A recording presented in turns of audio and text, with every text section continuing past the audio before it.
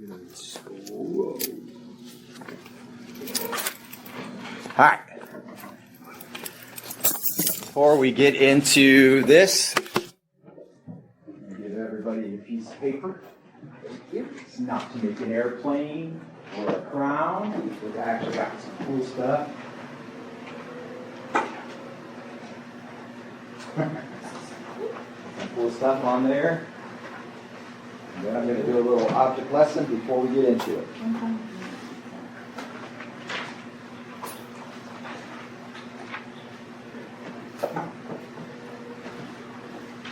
Go. Anybody wants extras? I have extras, and I have a friend or something later.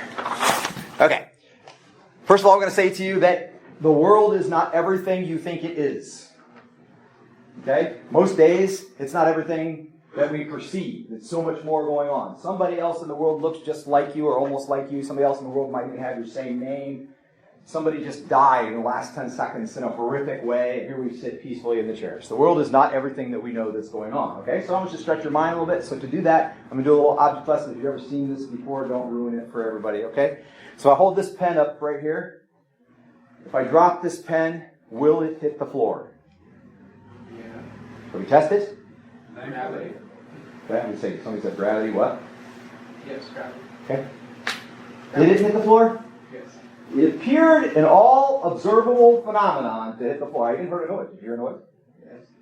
Pretty clear, right? It sure appeared to hit the floor. What if I told you that that is a mathematical impossibility? What? Okay? So if I drop this marker from right here toward the floor, will it first pass halfway to the floor? Yeah. Okay? So if this marker will first pass halfway to the floor, then from that point, will it pass halfway to the floor again? Yeah. Sure. And then halfway to the floor again? Yeah. At what point will it stop passing halfway to the floor? Oh, gosh. When it hits the floor? No. What is the smallest space? It's continuous all the way. It's infinite.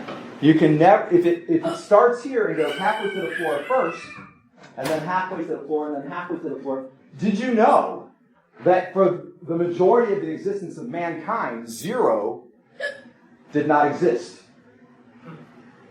It's a relatively new invention. Okay, but if it's infinite, why does it bounce back up? I'd ask you the same question. We observably know it hits the floor, and that's why it bounces back, right? I would hypothesize, I don't want to get into this too deeply because we're going to use it for this more than what we're talking about right now, but I would hypothesize that eventually it gets to be, the space becomes infinitely small. Does that make sense? Yeah. Infinitely. If you can divide it in half infinite number of times, then eventually the space becomes infinitely small. And I would posit then, means I'm making the statement that this is true. Whether it's true or not, I can't prove it in this creation other than by what we observe, right? But I would posit that infinitely small is the same as 0. Now, mathematically, that's not correct. Infinitely small is not the same as 0, right? Point of interest, you described the difference between a mathematician and an engineer. Yeah. Okay, I'll give you that. All right, so I want you to bear that in mind that as we look at a couple of things here, I've given you a handout. We're not going to go over all of this. If there's one on here in particular in a minute, we're not going to be going that long, okay? So if there's one on here in a minute that you particularly are interested in, then you can point it out when that time comes. The one that I have been hammering home in the last 5 minutes, 3 minutes, whatever it's been, is where it says Big Bang, universe begins. So the scientists of the world, at one point in time, somebody hypothesized that the galaxy, the universe, everything that's created, all matter, etc., expanded suddenly from an infinitely small point.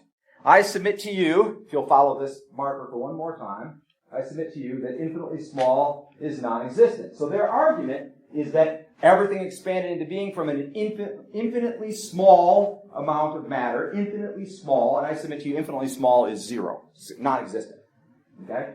And if it's infinitely small, non-existent, and then suddenly became to be, then something caused it to be, because everything that happens has an effect, is an effect, and it has a cause. So the cause was, I let go of the marker, it fell halfway, then halfway again, and eventually the space became infinitely small, and the marker impacted the floor. The cause was I dropped the marker, or as you said, gravity. The speed is affected by gravity. Also, by the way, just a little scientific side note, we know that the speed is affected by mass and gravity, not air resistance.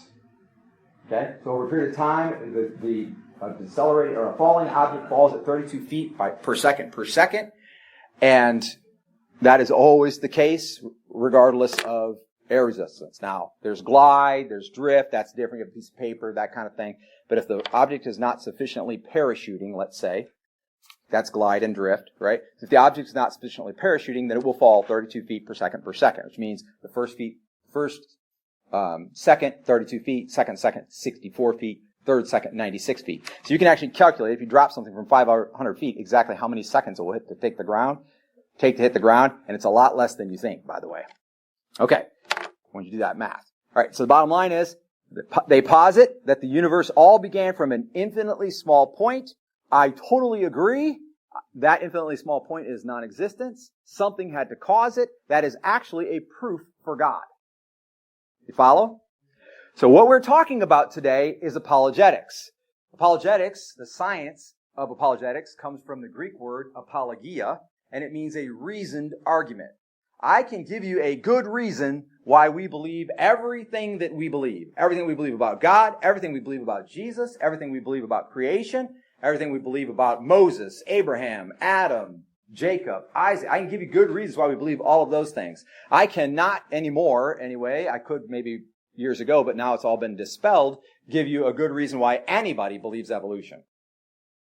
You say, well, yeah, they have good reasons. Yeah. Well, most of the good reasons that did exist have all now drifted away, right?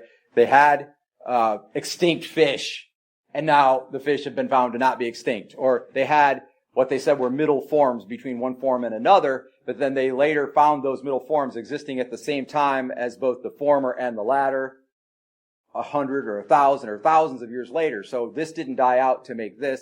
It just doesn't make any sense. The bottom line is I can give you reasonable arguments for everything that we believe. Go. There is a 2% difference in DNA between monkeys and humans. I just thought that was cool. Yeah, so there's a debate whether it's 2 or 1. I've heard somebody say 1%, but the bottom line is it's not much, is it? Yeah. And actually, that sounds like a really big deal, but do you know what the percentage difference in DNA between a man and a dog is? Does somebody have their phone? Google that, and we'll come back. Look at bananas. Yeah. Why? What's the DNA difference between a man and a banana? How about that? Okay? So it sounds like crazy that we're so close to monkeys, but once you look those numbers up, you won't be thinking it's quite as crazy. Or you'll be thinking it's all kind of crazy. All right? Anyway, DNA is the next thing we're going to talk about on this list, as a matter of fact. It's coming. All right? So DNA is the language that is written in cells that determines what they do. It's 50%? 50%. With a banana? With a banana. Yeah. Upwards of 60. Yeah, some have estimated more than 60%, actually. So, now, I submit to you, this is a great argument right there, isn't there? Because why on earth would the DNA, what would make any sense that the DNA would be similar between a man and a banana? Why would that be? A banana is a completely different thing. Why make the DNA and the cells function the same way, look the same way, same kind of, they have Especially if we eat it. Like, what? 25% for a dog. Less DNA with dogs than we do with bananas. So we are. Which I guess that's good, because they breathe and stuff. What? So we are all basically vegetables. In a way, we're cellular matter, carbon-based, right? There are no non-carbon-based life forms, really, that are prevalent anyway. Okay? So that's part of why. But the question is, that indicates, if there is language, if I wrote instructions out to Solo on a piece of paper on what to do, and I wrote the same set of instructions out to Curtis on a piece of paper, and I wrote almost the same instructions but 1% off out to Josh and give him a piece of paper, if the three of you got together without even knowing where those notes came from, you'd look at them and you say, hey, these came from the same person. The writing looks the same. Your directions are a little bit different than mine, but clearly they still came from the same person. That is DNA evidence. DNA is composed of intense parts that form essentially like a pattern. You've probably seen that twisting helix thing that DNA makes. Yeah. And they're just in different order, right? So if you take, I'll get you in 1 second, if you take different components and you put them in different order to give directions, what's that called? If I take different parts, sticks and circles and things like that, and I put them together to give somebody directions, what's that called? It's a sequence. Say it again. Written language. That's what it is, right? dots and spaces, right? That's Morse code. That's Morse code, but it represents letters. It's a language, right? And people learn it like a language. It's actually easier to learn than most languages, but then you're still limited by your own vocabulary once you've learned it, right? What words do you know? And if you ... in French and I only speak English, I'm going to, what are you talking about? Right? I don't know what you're talking about, right? Because that sounds like it might have been a French word. When I spell that out, it's got funny characters, right? So, right? So the point is, DNA is language. Language proves intelligence. So now between the Big Bang Theory, we had a cause that created everything, started from nothing, boom, here it is. Between that and at the same time as the boom happened, language was written in all of the living objects of creation that was essentially similar, and it proves that an intelligent designer created every living thing. Now, most scientists who are basically okay with thinking, right, conclude that. Some don't. Go ahead, Solo. You have a question? So you were saying about how most DNA, or most living beings have a certain shared amount of DNA, right? Yep. How is it the case when we come from other humans and bananas come from trees? So bananas get their DNA from their trees, right? It's passed down. A banana is basically a seed, right? So it's passed down from a tree, right, which comes from the previous banana, seed, tree, and so on all the way back to the beginning. And the DNA that was written in the living plant was written by God. Think of bananas as like fingernails. You can kind of take like the I'll fingernail get you. off. A banana's kind of like that. My brain hurts. Okay, Arden? An extremely simple explanation for how that works is that roughly 90% of the DNA that you possess is a series of yes-no options. If something is triggered yes, and you have that, something's triggered no, and you don't. So a banana, all of that DNA that we share with a banana is those series of yes-no options. And their yes-no options make them look like bananas, and our yes-no options make us look like humans. Right. So It's looks, it's texture, it's color. Basically, what you're saying is that God was doing multiple exams with multiple choice questions and just decided to press randomize. Yeah. Well, I mean, that's really simple because DNA is not actually all yes, no, right? It's a lot more than that. But you're getting the basic idea. And language is like that. That's why you can get monkeys to type complete sentences. What? Because they just bang away at the keys. And if they bang away at the keys for long enough, it just happens to randomize into something that looks like language. But in the case of God, it all looks like language. There's no randomness to it. It all looks like languages. So inside every living organism, I don't want to dwell on this too long because I have a couple more of these I want to hit. Inside every living organism are cells. Cells need directions on what to let in and what to not let in. They need directions on how to replicate themselves and make more of themselves, right? So basically birthing a new cell, how to split down. And the way that works with DNA is they will literally replicate their DNA. So the DNA is clenched together and it begins to come apart. As it comes apart, the middle section is filled with the other section. So it's like if I had a right hand and a left hand clasping, and as I pulled it apart, a right hand formed here holding onto this, and a left hand formed here holding onto this. Now I've got double DNA. Okay? Then the cell splits right down the middle between the two DNAs. We've got two cells. Oh. That's got to be programmed in the DNA for that to happen. It's programmed in human DNA. Right now, as you're sitting there, cells in your liver, cells in your biceps, cells in your, not your hair, because technically your hair is dead, okay, but in your follicles, right? But in all the parts of your body are replicating. As you get older, they replicate less well beyond what we call prime of life. And your healing processes slow down and they don't divide as well and so on. And things like your hair grays and your skin gets wrinkly, your liver stops working, you got to go get dialysis or whatever, that's kids, whatever. Because it's still attached. You can take it off with relatively little pain, right? Because there's no nerves in it. The follicle that creates the hair is alive. And it's, if I can say it this way, your follicle is continuing to poop out your hair all day long. Right? I've never heard somebody debunk science with science. Well, there you go. So that's what we're doing today. So apologetics is the reasoned arguments or reasoned defense of what we believe. So between DNA and Big Bang universe begins, you pretty much debunked evolution and all that good jazz, right? You pretty well put. Can you get this? All right. So we're going to hit just one more, I think, off this top list I'll give you. But if you want more, if there's something there that catches your eye, please, point it out because we won't be able to do all of these. All right. So irreducible design. So when you're talking about DNA or about evolution, the point is that animals evolve based on their environment, and they get better at doing something, and that helps them survive better. And the ones that got better survived better, and the ones that didn't get better died off. That's natural selection, right? That's how it works. And so then they say that's how we got new species, right? But the problem is there are species that exist that are irreducible. There's a single-celled organism, a single-celled amoeba, that has a tail, and I'll probably mess the exact number up, but it has a tail that has like 125 unique parts in its tail. It's a single cell. How did that evolve? What did that evolve up from? It could not have evolved up from another living organism because it's a single cell. There's nothing smaller that's alive, right? So to say that things evolved up into more complex life forms, there it is, a single cell organism that's super complex already. So it didn't evolve up from something. It was obviously created that way. The human eye is an example of this. It's monstrously complex, right? And it doesn't, nothing like it exists anywhere else in creation, and so on. So irreducible design is another argument for how against evolution and for God's creation. Yes, sir. Okay, if everything is so complex. Not everything is complex, but go ahead. Why am I never able to hear anything across the street, but my dog can hear anything within a 10-mile radius? Yeah, so dogs' hearings ranges different frequencies.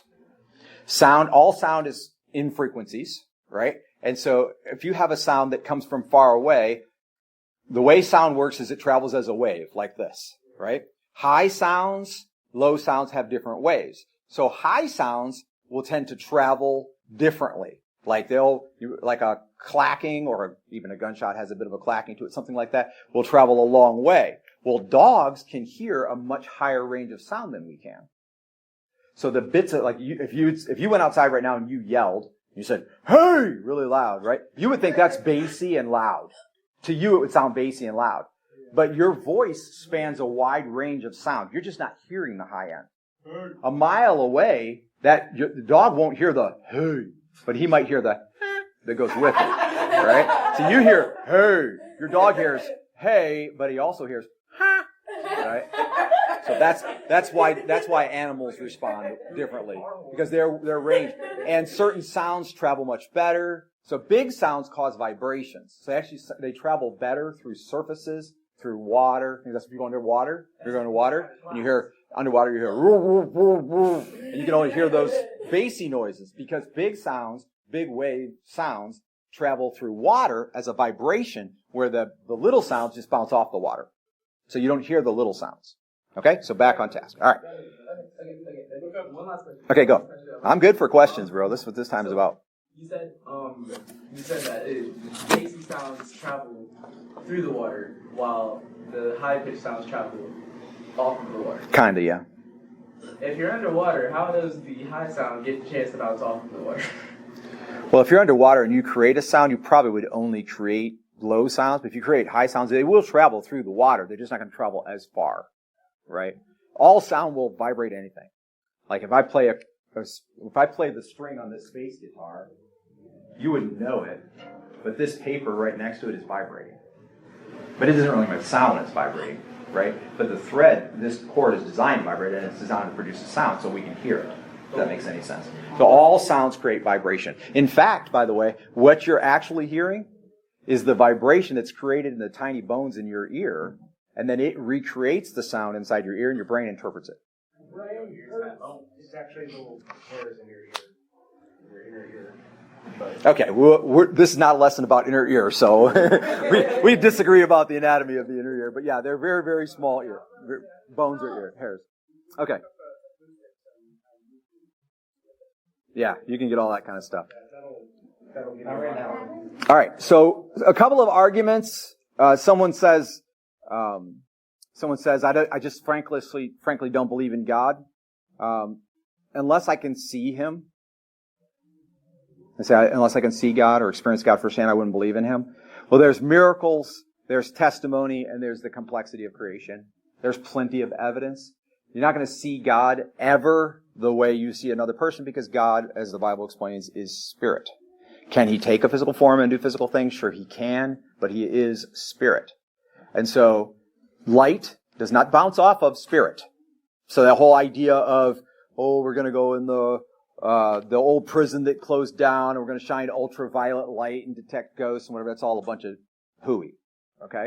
Light doesn't bounce off of spirits. So you might see a semi-physical form of a demon or something, because that could actually reflect light. But the bottom line is, spirits are invisible to the naked eye, because the eye is just picking up the light that's bouncing back off of stuff and making an image in your brain. That's all that's happening. Okay? People say, what about suffering? This is one of the worst arguments that people use. How can God be? If God exists, and he is all powerful, and he is all loving, then how can there be suffering? Right? And the answer to that is free will. People create the suffering. In fact, we're really, really good at it. We're creating suffering for thousands of years now. Right? Probably 6,000 to 8,000 years, not millions. The earth has probably been here for under 10,000 years, but you can do that science on your own. There's really good arguments for under 10,000 years. Yes, sir? Suffering's not always a bad thing either. No. Because before Adam and Eve, animals would eat trees, fruits, stuff like that. But then God, in his great mercy, gave us protection. Mm-hmm. Animals had to survive. They no longer could have what they had. So, they have to eat other animals, and people had to start to hunt. And even with the suffering, for instance, let's say if you would cut yourself and you were bleeding, but you didn't suffer. I mean, you literally could just keep bleeding, not knowing what's going on. Yeah, so actually, suffering actually is actually, not saying it's a good thing, but sometimes levels of suffering is what allows healing, is allowed warning, allows protection. Not to make it all good, but in a way, suffering is not always bad. Yeah, nobody likes this thought, but the truth is your suffering protects you from worse suffering. That's how you play basketball, Sean. That's how you get strong. That's right. Your suffering protects you from worse suffering. Yeah. So, okay, so we're going to skip down to the next slide, which I didn't grab the thingamabob. Somebody's back there. I'm not doing all these, but if you see one that I'm not doing that you really want to talk about, that's fine, because we're piling through this, and you get to take the paper home. Okay, so we'll talk about the resurrection. So someone will say, yeah, Jesus was just some famous guy that lived. Most people do not argue that Jesus lived. He is a historical character. There is a gazillion points of testimony. In fact, there's probably more testimony, more written and eyewitness recorded and that kind of thing, testimony about Jesus having lived and most of what he did in his lifetime than there is anything that happened more than 500 years ago. People probably say his name in vain more than anybody else in the whole day. Yeah, there's that. So there's eyewitness testimony. There were people who saw him dead, people who saw him alive. Right? If you went into court, not knowing it, and you got to serve on a jury, and you don't know anybody that's involved, but there was eyewitness testimony that says, yeah, I saw Bob alive. I saw Brenda go in the room with Bob with a gun. Brenda came out. I looked in the room. Bob was dead. No one else was in the room. You would assume Brenda killed Bob, right? Because there's eyewitness testimony that makes it fit. It's just logical, right? So in order to not believe in the resurrection, people have to be willing to throw out eyewitness testimony. Now, they might do that based on the fact that it's so old. That doesn't work in a court of law, right? So in a court of law, you're looking for a reasonable belief that the person is not guilty. If there's any reasonable reason, any logical, reasonable reason that he could not be guilty, then you find him not guilty, right? Murder has no limits. There's no, statute of limitations on murder, right? So if somebody murdered 200 years ago, and they had eyewitness testimony from 200 years ago, nobody's alive anymore, or even 1,000 years ago, right? They could convict somebody and say, yeah, he murdered them based on, they would have no problem with that because eyewitness testimony does not fade. And we have eyewitness testimony to the fact that when Jesus was alive, he was crucified, and then later, on the third day, he was alive again. All right? The reliability of the witnesses in Jesus' crucifixion and resurrection is better than you'll ever get. In a court of law, they will look at the witnesses and they will say, does this person have a reason to be telling the truth? Does this person have a reason to lie? right? So the disciples, testifying about Jesus' death, burial, and resurrection, were immediately in danger of being put to death. So what should they have done? They, by all rights, should have shut up. This is called adversarial testimony. It means they testified. No, it's not. I got that wrong. I apologize. The other one I'm about to talk about will be that. Anyway, they testified that Jesus lived, was crucified, and rose again, and they died for it. People will die for a lie, but only if they truly believe it. Right? If they don't believe it, they would have to have some very, like, for the life of their family. Like, if you don't die for this lie, then I'm going to slit your daughter's throat or something, right? Those would be the kind of, that's only those kinds of things where people die for a lie. They have to really believe it, or they have to really something be at stake. And for them, it was nothing. They were fishermen. They could have went back to fishing, right? Or they were tax collectors, could have back to collecting taxes. But they stayed to the end, and they died to a man, despite the fact they would be put to death, because they knew it was true. Because if I'm put to death for this, I'm going to come back to life, just like I saw Jesus do. See? So the reliability of the witnesses in that case is amazing. The adversarial witnesses, people who hated Jesus. There were people alive in Jesus' day who hated him. And yet they wrote in journals, they recorded in history, they spoke publicly about the fact that he lived and died and rose again. People that would never have admitted it.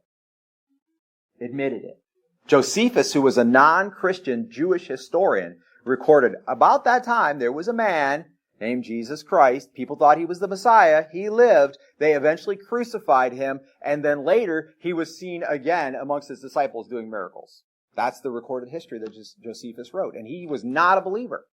And so if you can get every kind of reliable eyewitness testimony, then it happened. That's the bottom line. Okay?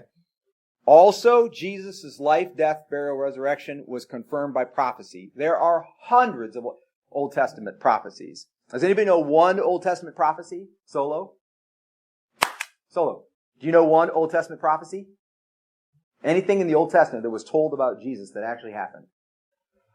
You said Old Testament? Yep. God created the heaven and the earth. That happened. That has nothing to do with Jesus. Well, that's not true. Jesus was there, and it had everything to do with him, but I'm talking about Jesus' life. Was there something in the Old Testament that you know that the prophet said would happen that happened in Jesus? RJ? Born of a virgin. Born of a virgin. Classic, right? Okay, and then the easy one's on the paper. He would be crucified. Did you know that when it was prophesied over 500 years before Jesus' birth that he would be crucified, that at that time, crucifixion had not yet been invented? So before Jesus' death, burial, and resurrection, the method of his death had not yet been put in place. Is that not amazing? He was hung on a tree. Now, you could say, well, they just meant hanging by a rope, right? But that's not what it says. All right. Also, it says his bones would not be broken. No bones would be broken. Right? It also said he'd come back to life specifically on the third day. And the list just goes on. There are over 300. This is what's cool. If to just fulfill a very small amount of those prophecies for one person to fulfill them all, right? What's the number? Let's say a dozen. To fulfill a dozen of those prophecies perfectly, which Jesus fulfilled over 300 of them, but if he to fulfill a dozen of them would be impossible. The odds of that are crazy. Astronomical, right? They did a mathematical calculation for Jesus to fulfill 40, not 400, but 40 of those prophecies would be the same as if you took quarters, stacked them on the state of Texas, big state of Texas, I think it was 3 feet deep, right? Then flew over Texas in a jet at 5,000 feet or whatever, and dropped a coin out the window, a quarter out the window, then flew back home, got a good night's sleep, and then flew back to Texas and picked up 1 quarter, and it was the one you dropped. That's the odds. It's impossible. Right? So Jesus was who he said he was, and he did claim to be God while he was alive, God in the flesh, died, was buried, rose again on the third day, walked with his disciples for 40 days after that, and initiated the church of which we are a part. if you have accepted Jesus Christ, your Lord and Savior. People say Jesus did not claim to be God. Jesus said, I and the Father are one. Right? And a number of statements he made, basically saying, in fact, what they eventually wanted to kill him for, he claimed to be God, and then that's when they picked up stones and tried to stone him, but then he walked away at that time and later was killed. Right? So the bottom line is, if Jesus claimed to be God, he's either Lord, he is God, he deserves to be Lord, liar, or lunatic. You can look at his life and the things that he did, and he's no liar, and he clearly wasn't nuts. Therefore, he deserves to be Lord. Okay? And then, if you'll look to the right at the truth, I want to talk about truth. So 20 years ago started something called the postmodern movement in the world. 30 years ago. And people began to question truth. Is truth relevant? Is your truth my truth? Whatever. Do we agree? Do we have to agree? We're all going to just agree to disagree. I think there's gravity. I don't think there is gravity. Well, I drop the pen. I think it hits the floor. I don't think it does hit the floor. Everybody has different truth, right? That began.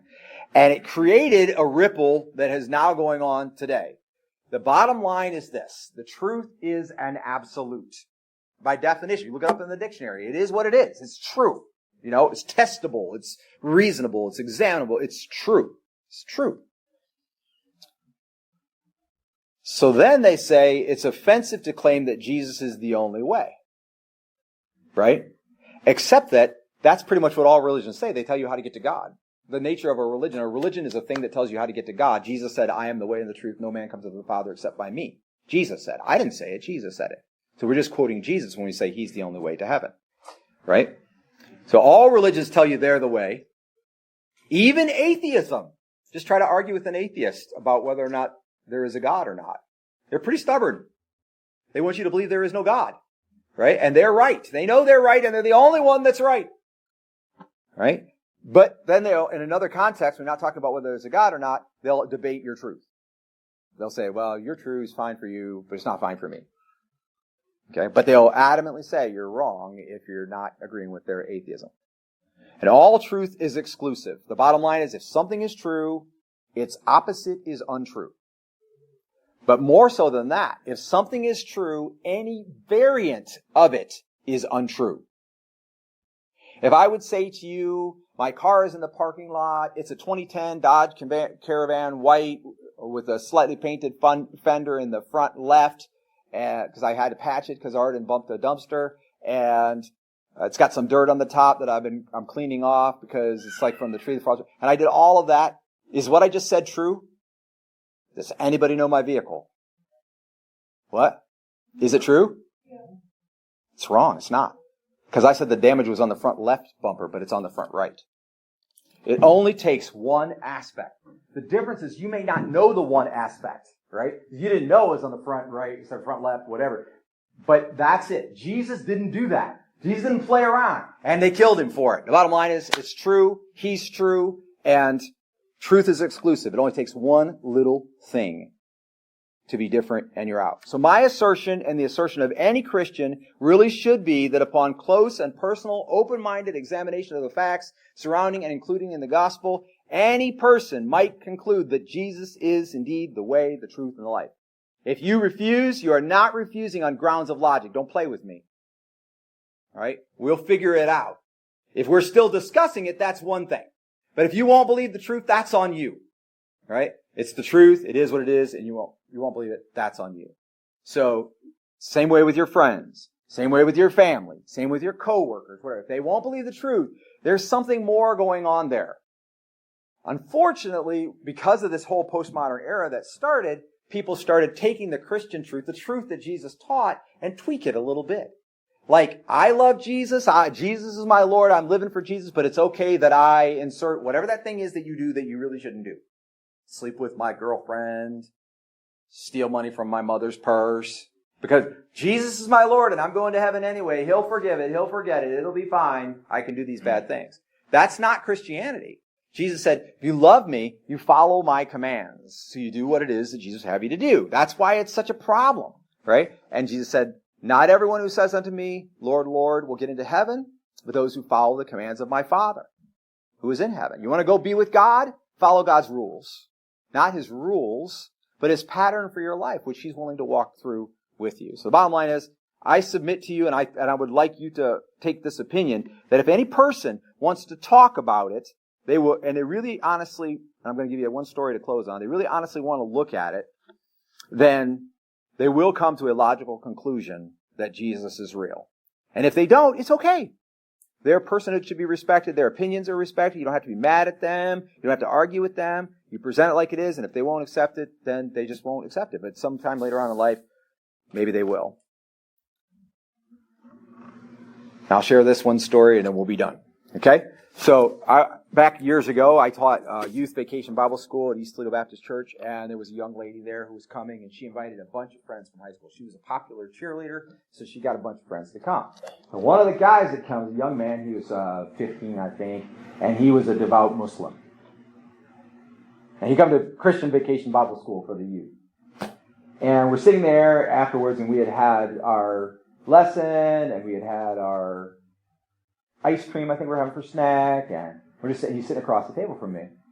And he just started asking me, he said, how do you know that what you're talking about is true? How do you know it's true?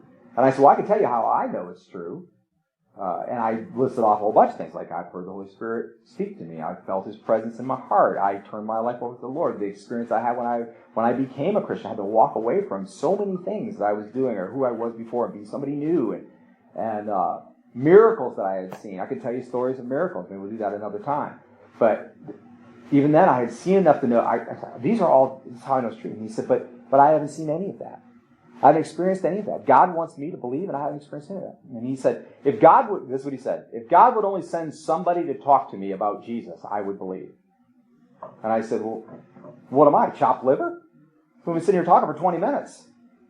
And he goes, oh, you mean God sent you to talk to me about Jesus? And he goes, yeah, I see what you're saying. I guess that's kind of true. He said, but here's the thing. If I accept Jesus, my family, they'll kick me out. My dad would never have it. I'd have to hide it, conceal it. I wouldn't be able to sleep in my bed at night, whatever. He said, it's really going to be rough for me. You just don't understand how hard it can be. I said, no, I do, but I don't. I don't know your personal situation, but I know how bad it'll be. I got an inkling of how bad it'll be if you don't accept Jesus. And he said, well, if God would just show me something, God would just do something in me, affect me, then I would accept Jesus Christ, my Lord and Savior. And I said, to which I would say back to you, the moment you just think you're ready to believe, just believe the littlest bit, God will do something in you. And then you'll know, and you'll never have to look back. I said, but I'll tell you what, you're afraid to believe that at least a little bit, because then when God does something in you, you'll have to run with it. And you don't want to have to run with it because of all those things you just said. So here's the reality. People are not following God for any good reason. They're not believing for any logical reason, right? Because there is a reasoned defense for every kind of question about why God is the way He is, how did He do it, what did He do, when did He do it. It's all that, most of it's in the Bible. And people are just digesting what's already there. There is a reasoned defense. This makes sense. But you can't reason your way to heaven. You have to believe.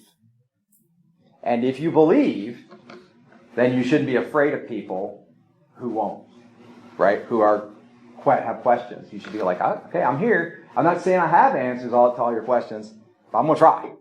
I'll try to figure it out. I'll walk with you until you can figure out. And then, you might spend a couple of years with them talking back and forth and whatever, and they might finally say, no, I'm not going to follow Jesus. And it won't matter in your life. It'll be sad. But you did what you were supposed to do. And you'll get the blessings and the reward for that because you did what you were supposed to do. And then you've so indoctrinated them with the basic understanding of what you believe and your reasons behind it. Someday they'll have everything they need. And on their deathbed, they may wait until they're dying, and on their deathbed they may accept Jesus Christ as Lord and Savior. So, whatever it takes. Did you have a statement or a question? Yeah. And I'm going to ask you to pray for us because we're going to be done. Something else that I've heard a lot of people say on why they don't want to come to Christ and why it's hard to follow Jesus because they're afraid of change. Oh, yeah. And from my own personal experience, I guess the best way to put it is the reason you're afraid of change is because you get comfortable. Mm-hmm. And I'd say most people don't like stepping out of that comfort zone because it makes them feel awkward. It might mean they have to do something different or do stuff they don't like. But what I've noticed, just like I said out of my own life, is the fact that change is usually a good thing. There's been a lot of times where I've changed things and it's worked out very beneficial, even though I thought it was going to be completely the opposite. Yeah. I would take that even one step. I agree with you, everything you said, and I would take it even one step further. Change feels like death. That's what it feels like. Go, just try this. Just go say, you know what, I'm gonna lose 20 pounds and gain 10 pounds of muscle. And get up tomorrow morning and do 1,000 anything. Push-ups, sit-ups, whatever. And then do that before you go to bed tomorrow night and every day, morning and night for the next week. You won't feel dead. It's gonna hurt. Now, you may get stronger, but you might hurt yourself in the process if you do too much, right? That's what it's like. You start going, oh, you know, but if I have to say this, then they might say this, right? You worry, you regret, it feels like that. And with Jesus, it is exactly that. Jesus said, or Paul wrote 2 Corinthians 5, and said that he came, he died for us, and if he died for us, then we all die. So the moment you gave your life over to Jesus in earnest, you died. The old you died. It really was death. And that's the change that we're looking for. But when you're in the world and you start thinking about, like people go, well, I think I'm going to start going to church. And then one thing after another gets in the way, and you have to really overcome or drop things. What if you have to not watch football on Sundays to be able to go to church, you know, or not sleep in to be able to go to church? It feels like death. It feels like it's all falling apart, you know. And the truth is, we are dying. Our cells are dying off, and they're being renewed. And the older you get, the more you do the dying off, and the less you get the renewed. You feel like you're dying. And so, as we get older, and we're a little more comfortable with a hard decision, it is a little easier to go, well, I'm going to follow Jesus no matter what it costs.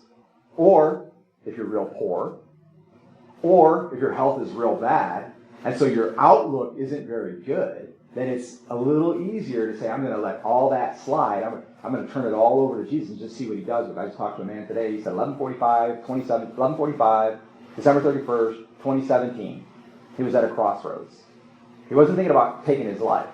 But basically, he was either going to go back into his old way of living and do all these things that he had done before, which was basically be a con man, scammer, you know, lie and thieve and whatever to success.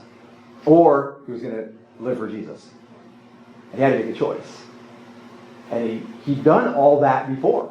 So it was go back to being everything he'd done before, which had landed him in the spot that he was in. Or choose Jesus. So he chose Jesus. And he said it's the best decision he ever made. Because he got beyond what you're describing, that uncomfortable feeling of change, the feeling of death, that feeling of, oh no, panic or whatever. And he just said, you know what? What's worse for me is if I would not change.